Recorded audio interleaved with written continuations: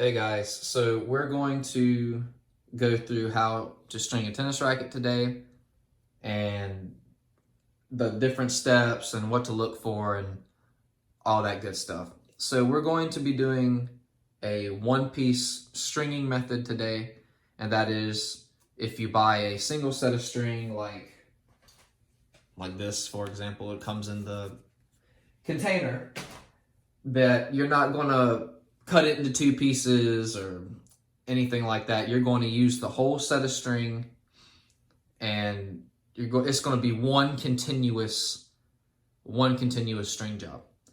So the first thing that I like to do is I like to look at the head size, how big that is, 110 square inches, and the string pattern. So I've had experience where I try to string with a two-piece stringing method, which will be in another video.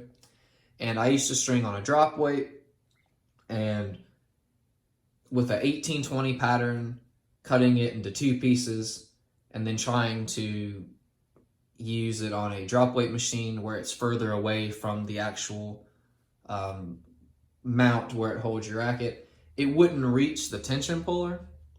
So that was a big problem for me, and I had to use more string and buy reels and everything. So using the one-piece method, it really takes away from wasting string and not being able to reach your tension puller.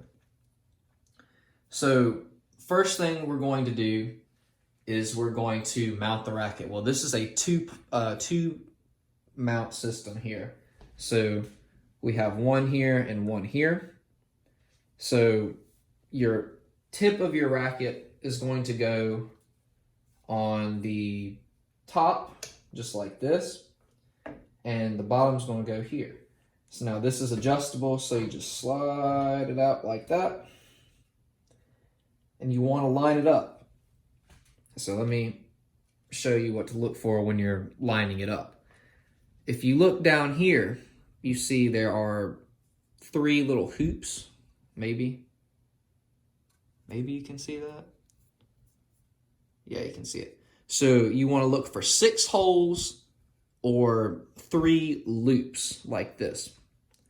So if you have 6 holes, you're going to start down here at the bottom in the center hole. But if you have 4 of these little loops or 8 holes, you're going to start at the top. Now you're going to mount it the exact same way. This little adjustable thing is going to be the bottom.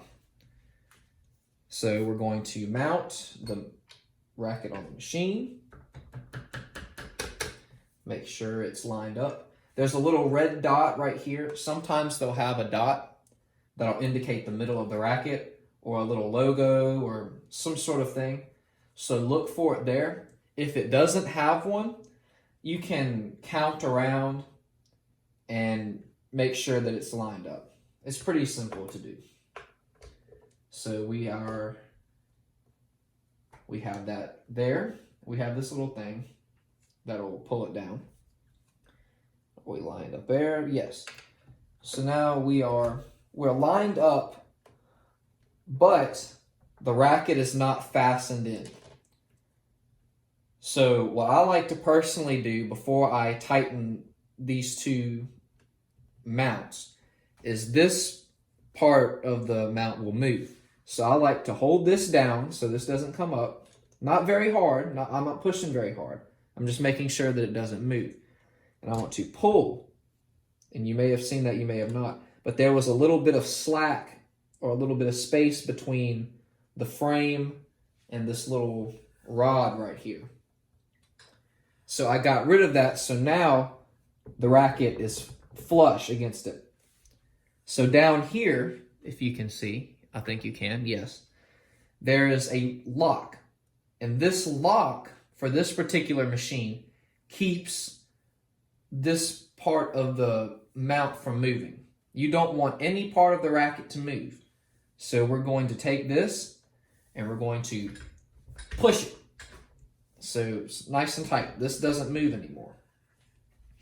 And now what we're going to do is I'm going to push this little part of the neos down, not very hard, and there's a little swivel thing right here. you want to push it down as far as you can get it. Like this. And you want to do the same thing on the other side. Give it a little push. And push it down all the way. So now, when you are stringing, you don't want this to move. So I'm pulling it, I'm doing everything. It's not going anywhere. So that's good. That's what we want. So the next thing that we want to do is we want to turn on our machine. This is an electronic machine. So what we're going to do is we're going to flip our switch, and it's going to turn on. Now, this is a Wise Tensionhead. This originally had a lockout or a manual crank, but I bought this so it will, because the manual crank broke, essentially. So I already have my tension set to what I want to string the racket at. And that's what the customer requested. Now, there's a bunch of buttons on here, and you shouldn't be overwhelmed by that.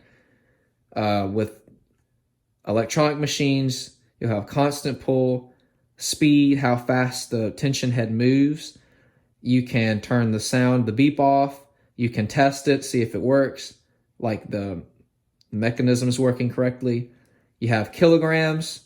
We have it to pounds, obviously. And this button right here goes down in poundage by 0.1. And this button goes up by 0.1.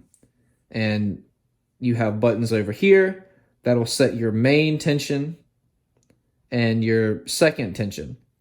Now, that doesn't really matter if you have two tensions that you string at a lot. Like if you like to string at 55 and a customer likes to string at 45, you can have like a preset. That's essentially what that is.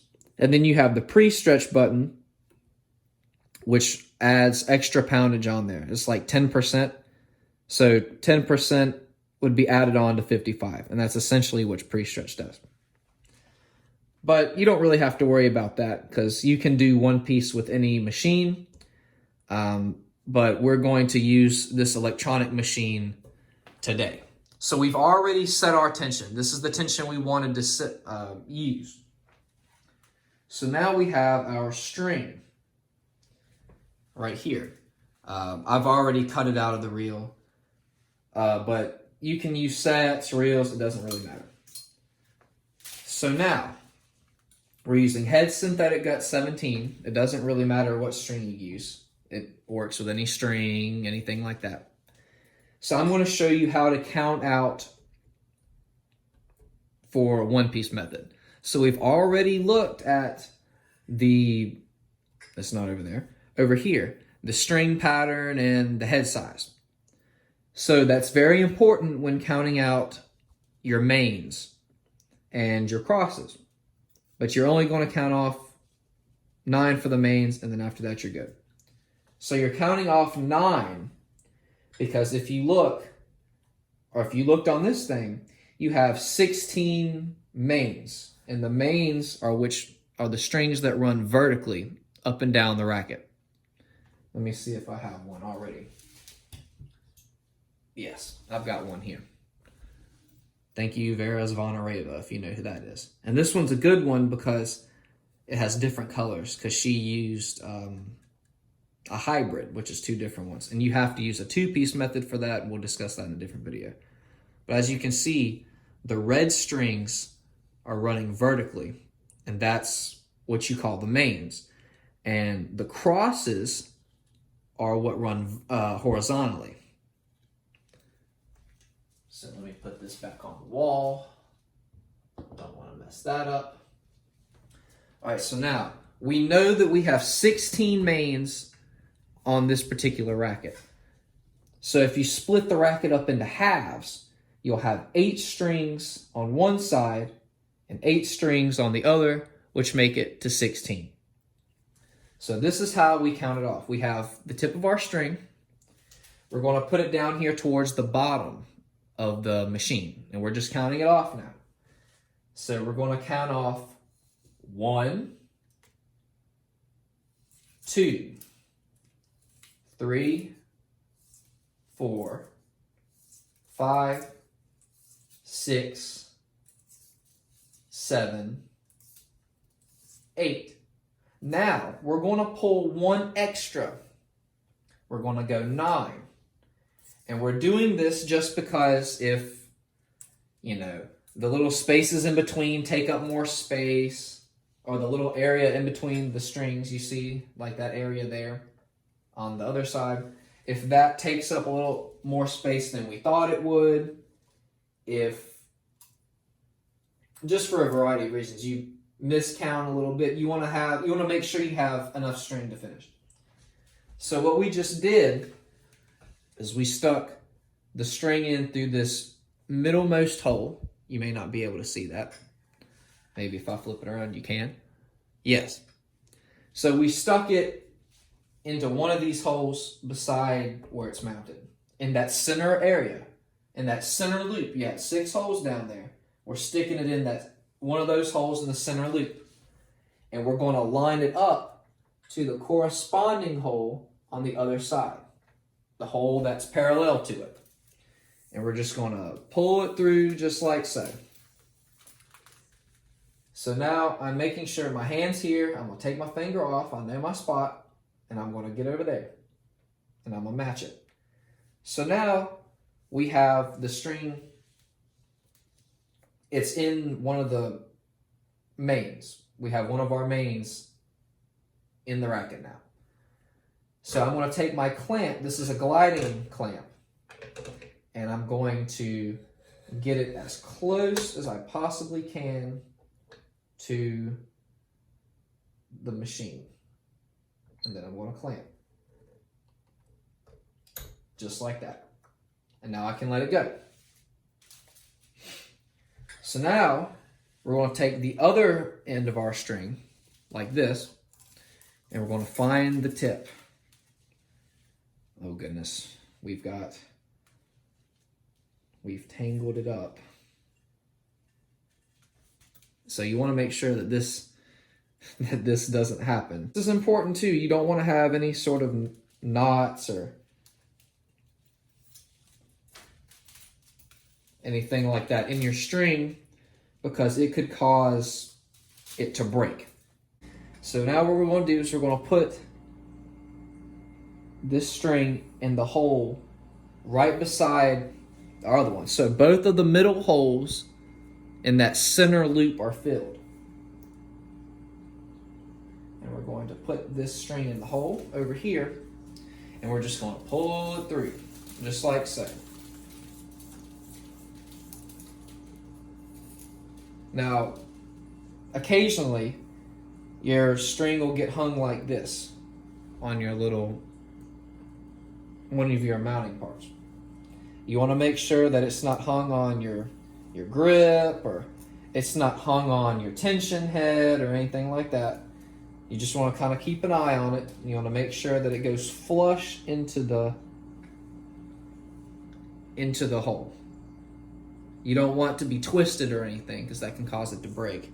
So yeah, you can see that. There's no twisting or anything there. You want it to be just like this.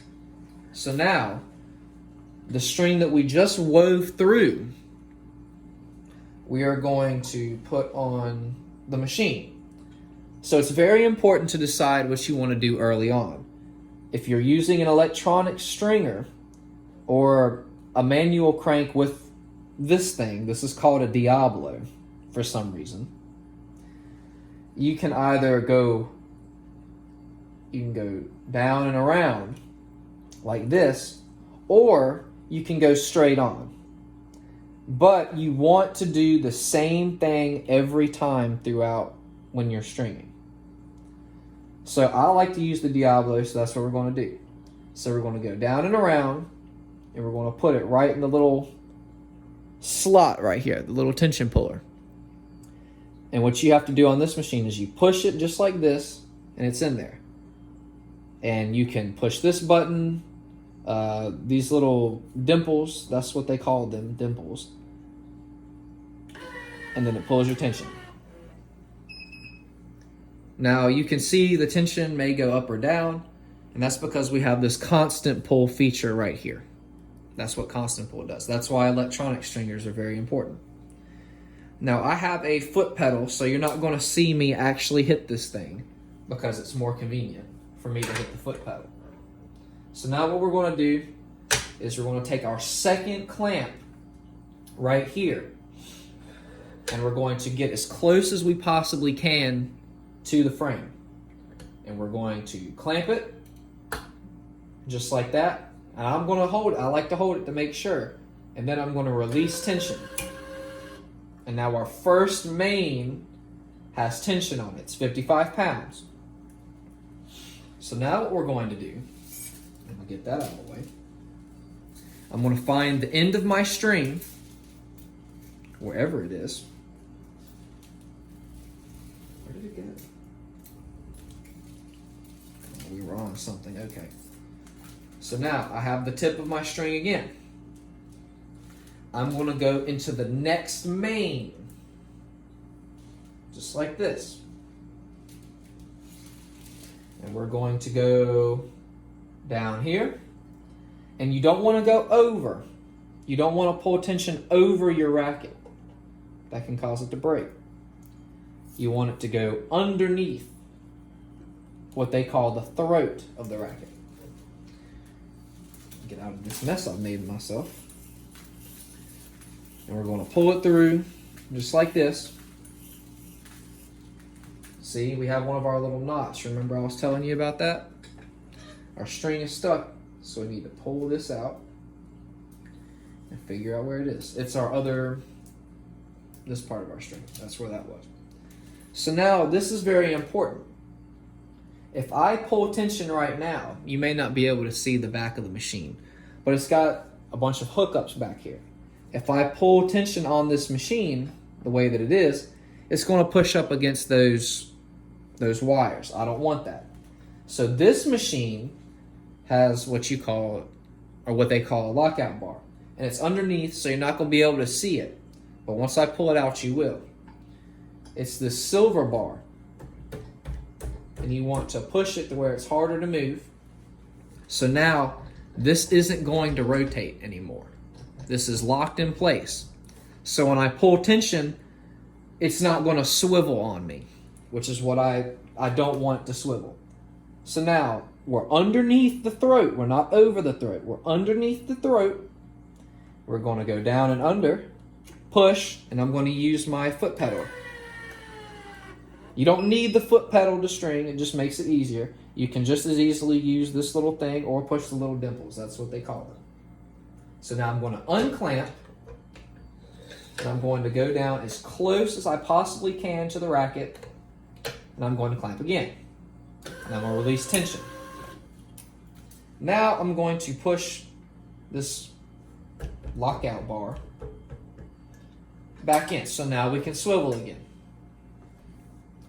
I'm going to find the edge of my string, wherever it is. There it is. And I'm going to find my other hole, wherever it is. Where's that? There it is. And I'm going to put it in the hole. It goes right across from it, just like we've been doing.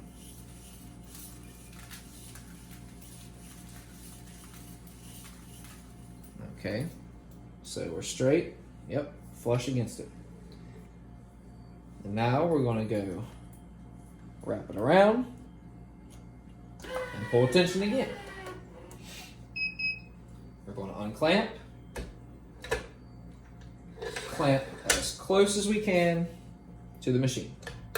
Make sure it's tight, and we're good to go. So now, you don't want to go more than 3 away at a time, because when you pull tension, it distorts the racket. So if I pull tension on all these mains over here, and then I pull tension on these mains, that's not going to be good for the racket. You want it to be even. If I do 3 over here or 2 over here, I want to do 3 or 2 on the other side. You want it to be even, evenly dispersed, just evenly dispersed weight.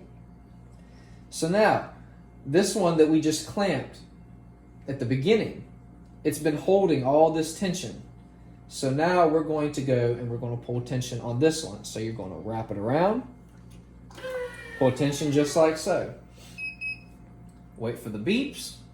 We're going to unclamp, and we're going to go all the way down to the bottom of the same string and clamp. Release tension.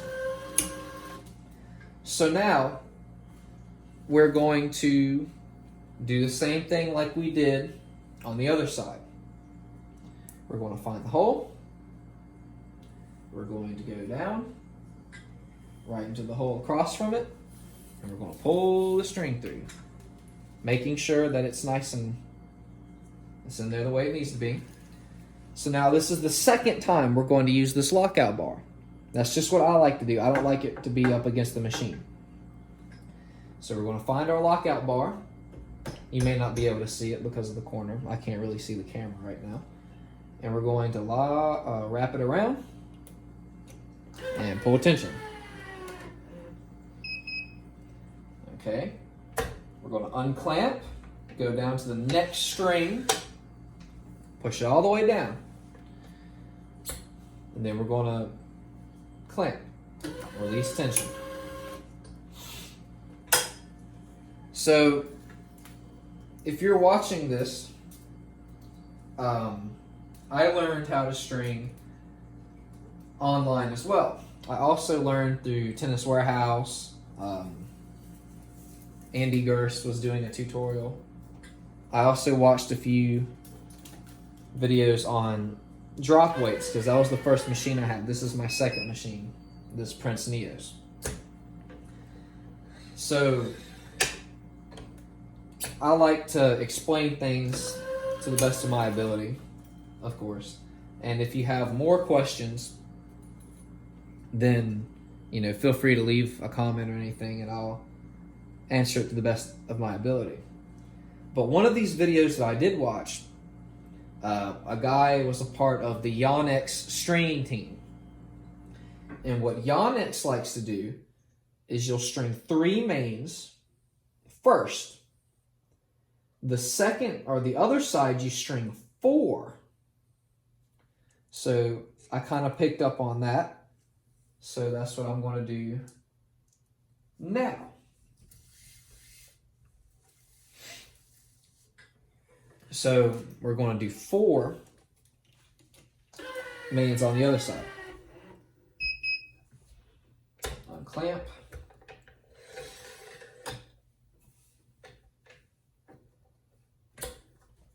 And release tension.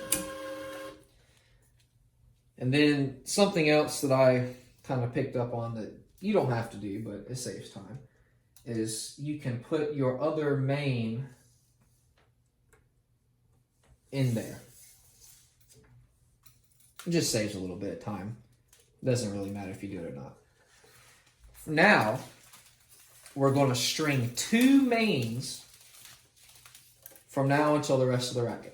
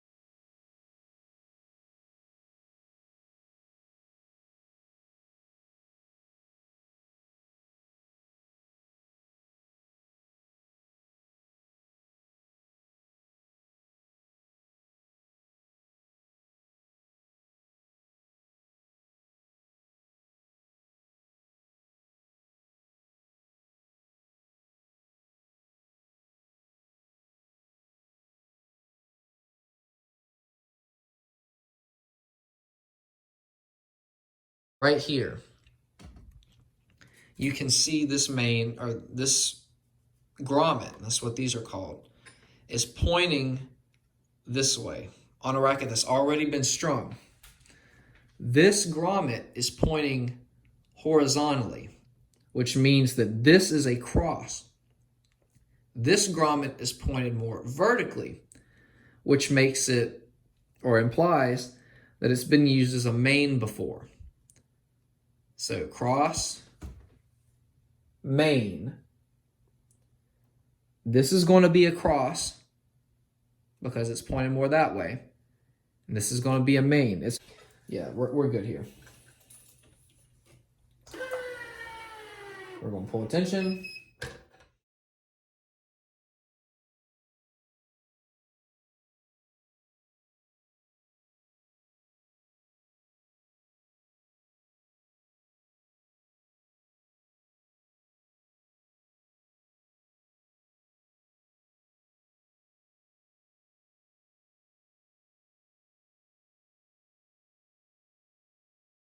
Explain it, so it's okay. As long as it's mostly even, you'll be good.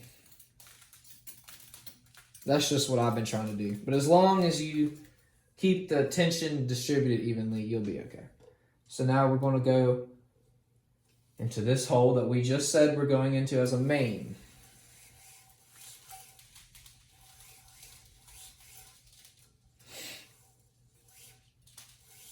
Making sure it's even. So yeah, we skipped it on the top as well. You'll notice that. We skipped a hole on the top, just like we skipped a hole on the bottom. We put it in the one that corresponded, or that ran parallel to it. Pull tension. Clamp. As close as you can. And then we're going to run this string through the opposite, or not the opposite, the same sort of pattern. We know that there's two skips at the 7th throat and the 9th throat, and at the 7 head and the 9 head.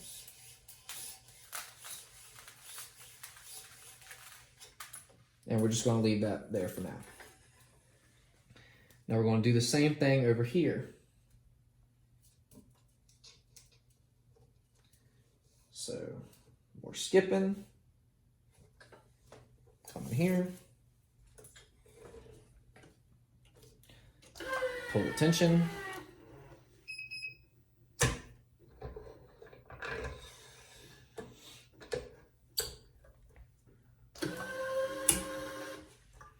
and now this is where we're going to do something a little bit different. Now, if you're using an electronic machine, most of the time it'll have a knot button. And what that means is we don't have a lot of string left. We're not going to be able to finish the racket with this. All the rest of our string that we're going to use to finish the racket is over here on this side. And that's what makes this the one-piece method. So what we're going to do for the one-piece method is we're going to pull a tension, and with a special process that I'm going to go over, and then we're going to tie a knot. And then once we tie that knot, we're going to pull tension over here, and then we're going to start on what they call the crosses. So if you don't have a button on your machine, your electronic machine, that is, let me push it back a little bit more where you can see. Yep, it's right, barely there in frame. If you don't have a knot button and you're using a wise tension head, the pre-stretch button is the knot button. So I'm going to wrap it around, pinch it, I'm going to hit the pre-stretch button, and you see the red lights on. That means that it's going to work, the pre-stretch function. I'm going to pull tension, and it's going to go up higher than 55. It's at around 60. And the reason that we're going to do that is when you tie your knots, you lose a little bit of tension. So that pre-stretch function, it helps you make up for some of that tension that you're going to lose. So now what we're going to do is we're going to find the biggest opening. So on this one, it just so happens to be down here, 2 strings down. So you want to find an opening where your string goes through easier, or the easiest. And if you've had a racket that's been strung before, then that hole was normally been stretched out. So now this is where it's going to get pretty probably one of the most difficult parts of it. So what we're going to do for our main tie-off is I do what they call the Parnell knot. So what you're going to do is you see this string right here. This is where our string has come out, the hole that it's come out on. I'm going to take the tip of my string and I'm going to go underneath it. And I'm going to pull it through. So it's just like this. Whoops, I kicked the camera. So it's just like this. I pulled it through. Now you go through the outside. Oh, that's the wrong one. This string. So let me do it again. I've gone here beside the string that I just came out of. And I'm going up. So I'm beside it. I'm going to pull it through and it's going to leave a little loop. You may be able to see that. Let me try it one more time from this angle. We're going here, underneath, pulling it through. And it's going to go just like this. It's going to leave a little knot. Now there's a little bit of slack right here. I'm going to show you how to get rid of that. So for the Parnell knot, what you want to do is you want to do the same thing that you just did. You want to go down through, but you want to go through this loop right here that we just made. So one more time, we're going to go down. We're going to go through this loop, just like that. So now we've got our knot, kind of like an outline of the knot. So we're going to take our pliers and this part of the string, we're going to take and we're going to wrap around like this. And that's what I like to do. So this slack right here, you're going to pull this string that way. You're going to pull it out. And you're going to put your thumb here and it's going to hold that a little bit. So we're pulling out. You probably won't be able to see that, but we're pulling the knot out. I'm going to take my thumb and I'm going to put it right here. So pulling out, and then we're going to pull down, just like that. And now we've got a loop here. You're going to take this out of the string, you're going to pull it through, and you're going to point it wherever you want to point it. You really want it to point down, but that's okay. And we're going to do the same thing here. We're going to pull this down. I'm going to switch hands here real quick. So now we're here, and you want to hold tension on this knot while you're letting go of the tension of this clamp. So we're going to let go of the clamp. Okay, and now the string tension right now is being supported by this knot right here. I'm going to move this clamp out of the way. All right, so now we're over here. We turned off our pre-stretch. We don't need the knot button here. We're going to pull tension.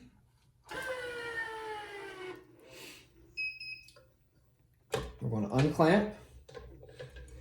We're going to clamp as close as we can to the frame. So now this is where things are going to change. We have done all of our mains. 1, 2, 3, 4, 5, 6, 7, 8, 9, 10, 11, 12, 13, 14, 15, 16. And the pattern, you can probably see it now. You can see where we've skipped. Everything lines up the exact same.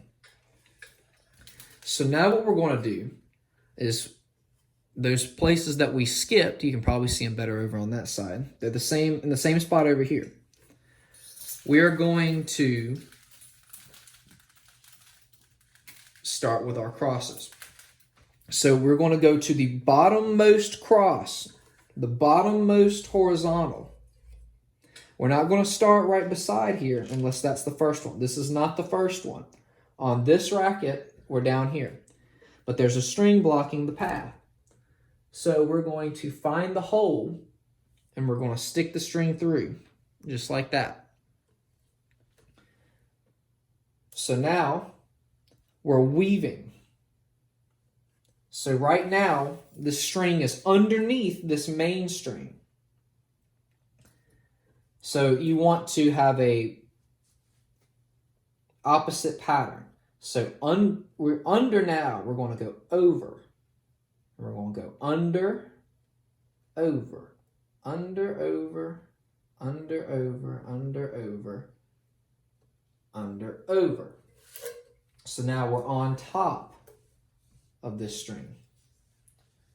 So if we line it up and we're across, we're parallel, we've lined it up, we're under, over, under, over, under, over, under, over, under, over, under, over. So that's right. But as you see over here, we have a little bit of, we have two strings covering this hole. So what we're going to do is we're going to take our pathfinding awl. And this comes with most basic gamma machines and everything. You don't need one, but it makes your life a lot easier. You stick it in the hole, or the grommet, and then once you're in there, you do like this. And the string goes into here, this little compartment, and then you pull it out and the string comes through. So now, I need to find this hole. So I'm going to go here, in between these two strings. And then I'm going to pull this out, open up that compartment. I'm going to stick the string in the grommet. It's going to go into this compartment, and I'm going to pull it out gently as I can, to not bend the pathfinder off. So now we are through. Now this is very important. You want to make sure you get these weaves right, especially if you're doing a one-piece method, because you can't just start over. Because if you're using these gliding clamps, if you mess up, it's going to be very hard to backtrack. So you want to make sure that you're doing everything correctly the first time around. So we're going to go back and check just to be sure. We're at our bottommost cross, and we have weaved it correctly. So under, over, under, over, under, over, under, over, under, over, under, over, under, over, under, over, under, over. Yeah, we're good to go. So now, this is how you string your crosses. You're going to hold this part, you're going to pull down like this. You're not letting this side of the string move, if you can see my hand. Pull this down, and then you're going to pull through like this. Pull down, just like this. And this reduces the friction on a particular part of the string. It's dispersed. Okay, so we're looking now, we're flush, we're good over here. And we're in between our strings. You want it to be, well, we'll get into that in a second. So now, if we pull tension here, we're going to have tension going against the grommets. So you're going to lose a little bit of tension there. So you can add a few pounds if you want. I'll probably add 2 pounds, because I feel like 5 pounds would be too much for me personally. So I'm adding a few pounds. So what I'm going to do is we're going to pull tension on this cross, just like this. Okay, once it beeps, we're good. So now we're going to move our glide bar. So the tension's pulled, we're still good. We're going to put the glide bar like this. And it's very important. You want to put this little clamp in this direction, or pointing towards you, the bottom of the racket. Because it makes your life a lot easier when you get towards the tip. If the clamp is like over here, it's very difficult. So now what we're going to do is we're going to clamp as close as we can to the racket again. We're going to clamp. And now we're going to release tension. We're going to go back to 55 pounds, not 59 or 54.9. I'm just going to put this over here to get it out of the way. So now what I was getting ready to tell you earlier about wanting your string to line up. You don't want string to go and overwind. And I don't really have a good way to show you that. But like right here, you don't want this string to go over top. You don't want your strings to cross on the outside of the racket. That can cause it to break. The only real exception, I guess, is right here. You're going in between, but you'd still have to go over one of these crosses. So it wouldn't really do you much good anyway. So I like to go in between. It just makes it look better. So right now we're going to find our second cross hole. And we are underneath. So if this bottom part right here, this bottom part wasn't there, both strings, or this string would be underneath this one right here. And that's what you want. And I'll show that to you better in a second. So look, we started with the under here. But when we did that, we're going to count. There were 1, 2, 3, 4, 5, 6, 7, 8, 9, 10, 11, 12 mains that we went over from here to here. We're adding 2 more mains right here and right here to get to our cross. So we have to change our pattern. We can't go under anymore. If we go under again, just for example, if we go under and then over and then under again, this will be over. And if you remember the end of our last cross that we weaved, it was also an over. So that's called a double weave. You don't want double weaves. You don't want them to all look the same. You want them to alternate. It's like weaving a basket almost. So what we're doing is we're going to change the pattern. We're going over. We're going to go over this string. So over, and then we're going to go under the next string. So over, under, over, under, over, under, over, under, over, under, over, under. Just like that. And we're going to put it into this hole right here that goes across from it. So this is a better example of what I was showing you over there. You see how this string is underneath this top one? We just stuck this string underneath this top one as well. You don't want them to cross. So if I want to went over top of this string, that string would have been kind of, a little bit, not necessarily bent, but it wouldn't have been straight. And it would have caused some stringing issues. So now we're going to go back and we're going to check again.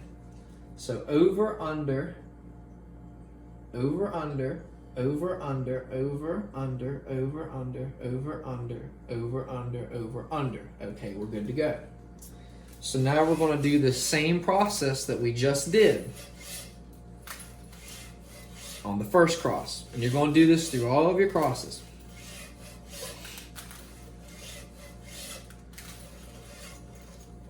Okay. And we're not going to pull tension on this one because it's a lot easier if you weave one ahead. You want to weave one cross ahead. The reason we didn't do it here is because, it would have gotten in the way. Sometimes it'll get in the way of another cross. It's a lot harder to do it. So this is the only one that you do like that, where you just pull tension straight up on that, except for at the very end. So now again, we've added 2 more mains for our last cross. So we are at 16 mains again. So now we're going to go back to our original pattern that we started at. So we're going to go under the first string, over, under, over, under, over, under, over, under, over, under, over, under, over, under, over. And then we're going to put it into the other hole, right across from it. So now we have 2 crosses. We have a giant loop of string here. If I find it, we're going to get to the very end of it.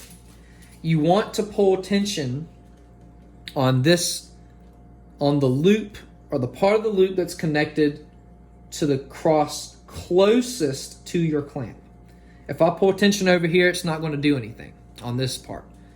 We're going to pull tension here. So what we're going to do is we're going to go just like we would any other time we're pulling tension. And you can straighten your crosses out as you go here. Save you some trouble a little bit. We're going to unclamp. We're going to clamp as close to the racket as we can.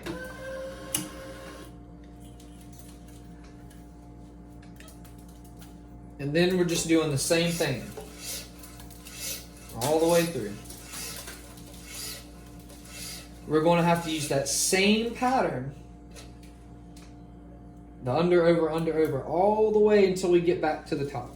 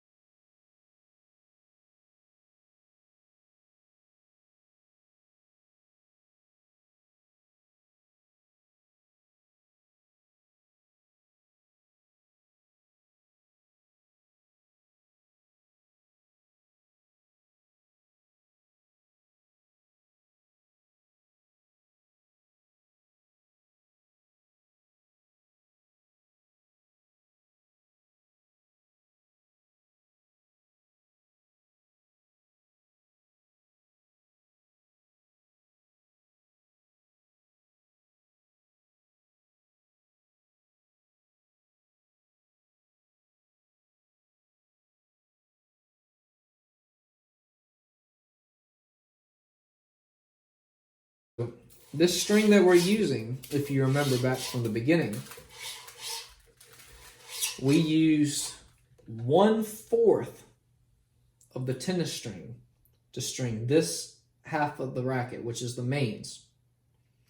Now, this other part that we have been using has strung this whole half of the mains and is going to go all the way up through the crosses. So that's why we measured it out in the beginning.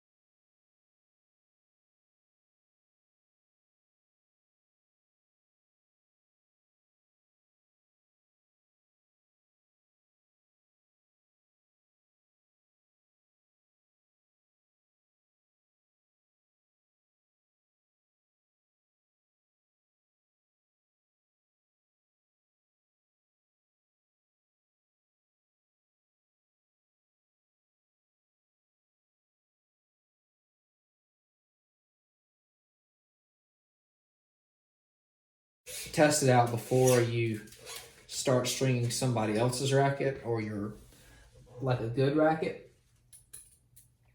If you have an old racket that you don't use or something like that, I highly recommend, and I cannot stress this enough, I highly recommend you practice with an old racket first before you start stringing one of your nicer rackets or somebody else's racket. Because you could, I hope you don't, but you could mess up and make a mistake. I mean, everybody makes mistakes.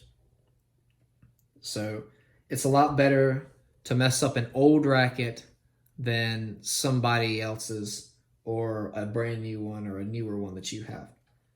Or that you're using, rather. Under, over, under, over, under, over, under, over, under, over, under, over, under, over, under, over. Let me check again.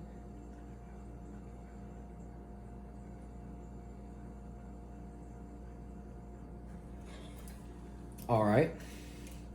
So now we're going to change it up a little bit here.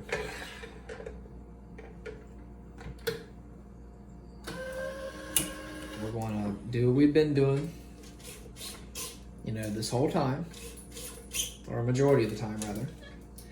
And if you notice, I don't think you can see, you might be able to see. We're running into that problem with the skips again. So how we've been going under this whole time, we're going to find this hole, we're going to go in, and we're going to go over. We're going to start with an over instead of an under this time. We're going to go until we get down here. Whoops, missed it. Pull the tension through.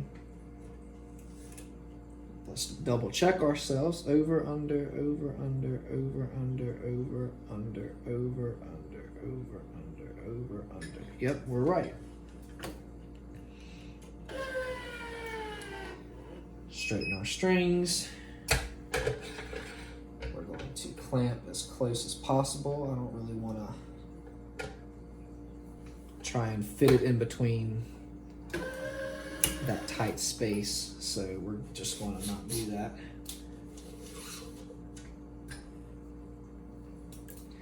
And now we're going to go back to an under, just like we started. Under, over, under, over, under, over, under, over, under, over, under.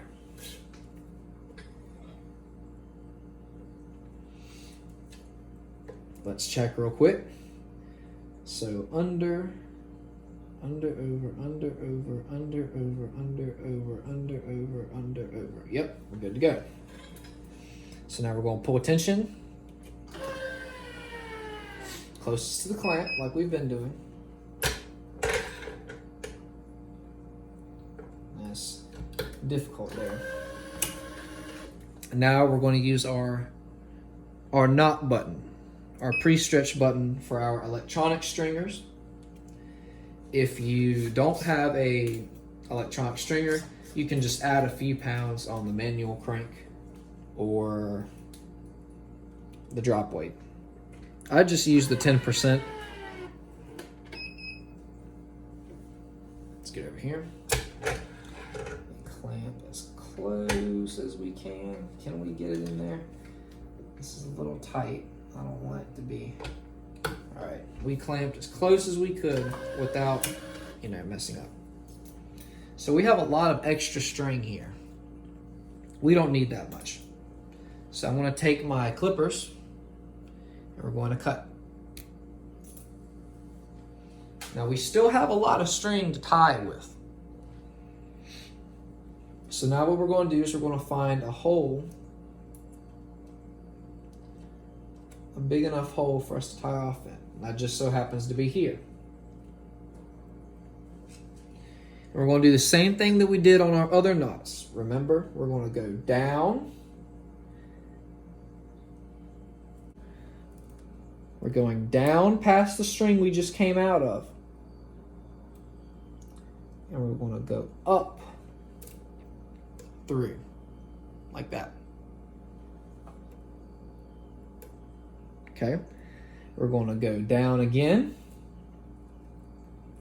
and we're going to go up through this little loop that we have, just like so. So we're going to do the same process that we did before. We're going to pull up, put our thumb on the little hole, pull down. Then we're going to pull you through like this. We're going to be pulling, have a little tension here, pull and release. All right, so now we're good to go. We have strung our racket, and now we're just doing aesthetic things. We're going to trim off this extra string. So we're going to get it as close as possible. Give it a little clip over here, and give it a clip. And these are a little bit long. I'm going to trim those a little bit later. So we're going to take it out of the machine. And I'm going to show you that technique that I was talking about. We have our racket. Now there is I've heard it called peaks and valleys. And if you look like so, you'll be able to see them. It's a little bit harder to see with the camera, I think, and a white background. But you can check yourself like this. You can see all your weaves. And you can check yourself this way as well.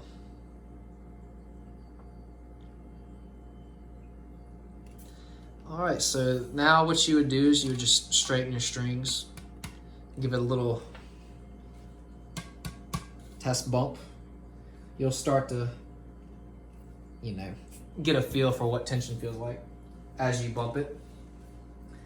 But I understand that I probably didn't explain the crank mechanics as well as I could. This being let me move this stand here. This being a electronic machine, and there's my foot pedal I was using. But this seems, it may seem very overwhelming.